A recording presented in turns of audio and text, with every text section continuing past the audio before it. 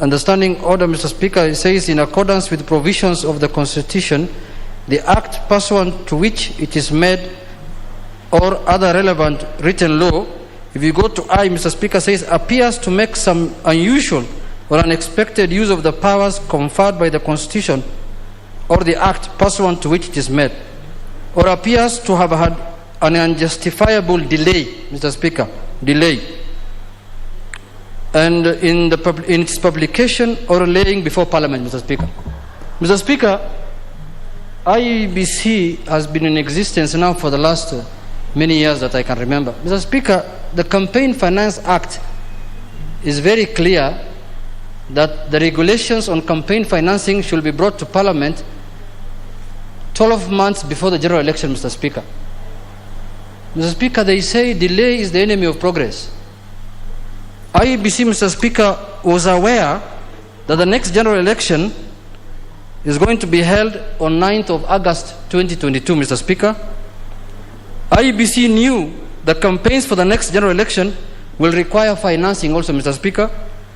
IEBC knew that they are required by law to present draft regulations to this House, Mr. Speaker, on financing of campaigns for approval before they take effect, Mr. Speaker. IEBC knew that the law requires them to make these regulations at least 12 months before the general election, Mr. Speaker.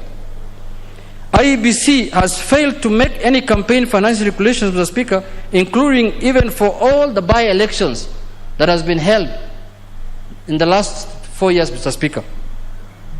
IEBC, Mr. Speaker, has now purported to forward a draft regulation, Mr. Speaker, for the next general election, less than a week before the absolute deadline for consideration and approval by both houses. Mr. Speaker, why am I raising this matter? Mr. Speaker, I don't want Kenyans to blame Parliament, that Parliament has not done its work in terms of putting up the required regime of laws that will make the next general election conducted in a proper manner, Mr. Speaker. Mr. Speaker, as I've said earlier, IEBC knew very well that the Campaign Finance Act, the Campaign Financing Act, required them to bring those regulations 12 months before the general election. Secondly, Mr. Speaker, the Statute Instruments Act requires IEBC to have done public participation before they bring the regulations to Parliament, Mr. Speaker.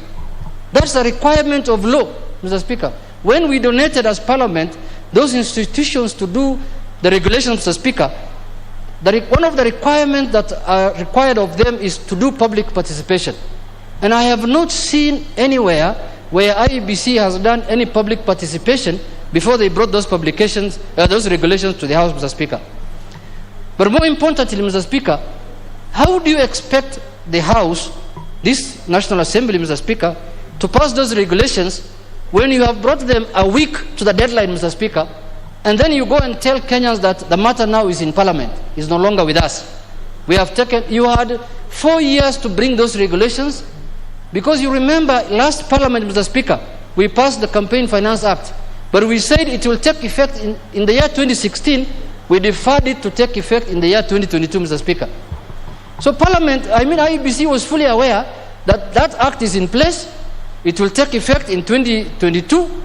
They should have brought the regulations way before, Mr. Speaker, than when they have just brought it last week on Thursday. I've even seen IEBC, Mr. Speaker, has gone further ahead and even published a list of how much money you can use in every constituency, in every ward, in every county, in every, president, this other one is called what? Governor. All those people, they have published yesterday in a Gazette notice. That is Mr. Speaker, we must follow what the Constitution dictates, Mr. Speaker. For example, now, when these regulations are before the delegated committee, the delegated committee, in a secondary measure, they are required to do public participation, Mr. Speaker. They will ask for public views. They have to follow the way a regulation should be handled in Parliament, Mr. Speaker. That will take us into the 12 months that the law has prescribed, that those regulations must be in place, Mr. Speaker. So, Mr. Speaker, I want to seek your indulgence under Standing Order number 210. First, whether IEBC in order to ambush Parliament at the last hour, Mr. Speaker, the last 11th hour, that we have brought a regulation, Mr. Speaker. Secondly, whether the Committee on Legislation, Mr. Speaker, as they are now, will be operating within the law, within the Campaign Financing Act, because the committee requires time to process these regulations, Mr. Speaker, whether to agree or to annul them. They will bring it to the House, Mr. Speaker. Whether the committee is in its rightful place to analyze these things as per Standing Order number 10, Mr. Speaker. Standing Order is very clear about the delay. It talks about the delay of presentation of instruments to this House, Mr. Speaker. So, Mr. Speaker, without further ado, I want to bring to the attention of the House, through you, Mr. Speaker, that these regulations are before this House, and they are before this House in a proper manner, Mr. Speaker, and the House cannot sit back and listen to IEBC giving views outside there, saying that we have taken the campaign financing. After all, why should we finance, Mr. Speaker? These finances should be regulated, I agree, but should be done the way the Campaign Financing Act stipulates, Mr. Speaker. So, Mr. Speaker, with those few remarks, I want to say that I need your guidance, Mr. Speaker.